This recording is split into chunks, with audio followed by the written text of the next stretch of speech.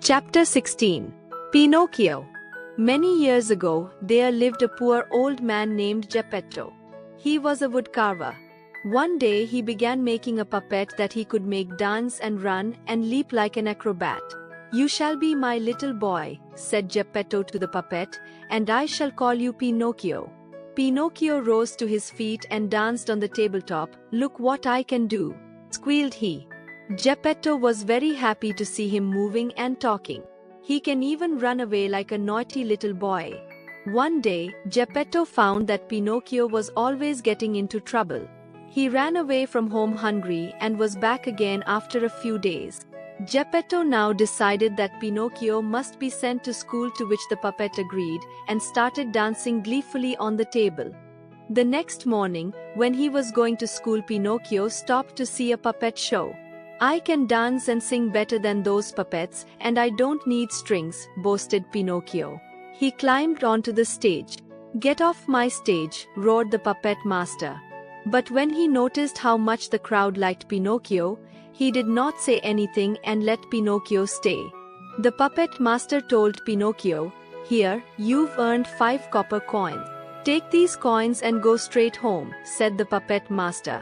Pinocchio put the coins into his bag and went back home to give the coins to Geppetto. On the way, he met a lame fox and a blind cat. They knew that Pinocchio had money, so they pretended to be his friends and invited him to have dinner with them in a nearby inn. They were not really lame or blind at all and planned to rob him. They all had dinner together. After dinner, the fox and the cat quickly slipped away and disguised themselves as thieves. They hid by the tree waiting for Pinocchio to come back on his way home. When Pinocchio came, they pounced on him. "Give us your money," ordered they. But Pinocchio held the coins bag between his teeth and refused to give the bag to them. Again they demanded, "Give us your money." Pinocchio's guardian fairy, a beautiful maiden with blue hair, lived nearby. She sent her dog to chase the cat and the fox away and to bring Pinocchio to her castle. She asked Pinocchio how he got into such a muddle. He was ashamed to tell her the truth, but every time he told a lie, his nose grew longer. He was horrified. "What's happening to my nose?" cried he. "Every time you tell a lie, your nose will grow up, and when you tell the truth, it will shrink," said the fairy. Then he changed his mind and told the truth, and his nose went back to its normal size. Pinocchio learned that lies will always be found out. He promised to tell the truth and started for home.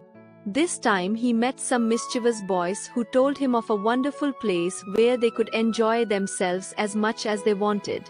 It was a land of games, toys, holidays, cakes and candies.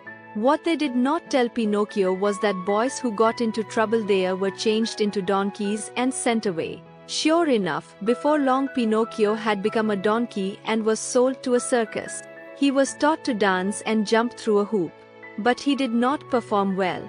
He became lame, and since lame donkeys could no longer do tricks, he was thrown into the sea to drown. As if by magic, when he hit the water he changed back into a puppet and was swallowed by a huge whale. How dark it was inside the whale! The darkness frightened Pinocchio. He looked around and thought he saw a light coming towards him inside the whale. Sure enough, it was a flickering green bottle and was carried, he could hardly believe it, Geppetto. He ran to the old man asking forgiveness.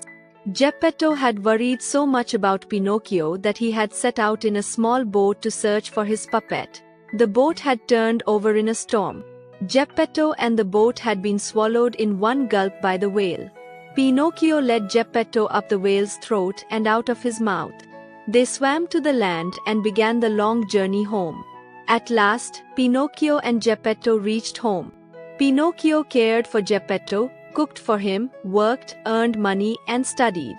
Geppetto became stronger and healthy once again. One night, Pinocchio dreamt that the good fairy with blue hair came to visit him.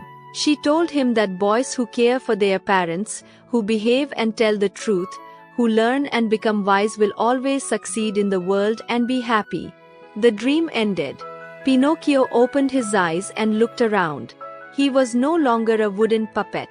He was a real boy, like all other boys. and his old puppet body was lying motionless on the chair. He ran to Geppetto, who had got his strength back and was once again at work carving wood. Pinocchio went to school like other boys and helped Geppetto in his work, so they lived happily together for the rest of their lives.